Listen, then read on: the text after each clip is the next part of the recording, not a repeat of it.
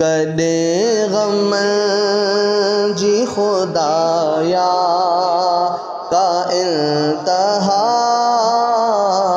थी दी या उम्र मोह जी दुखन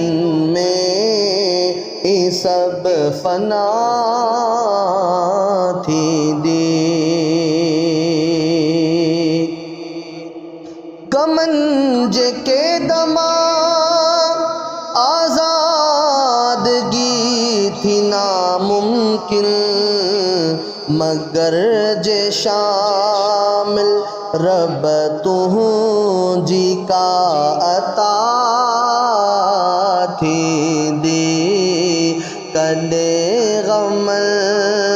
जी खुदाया का इंतहा थी दी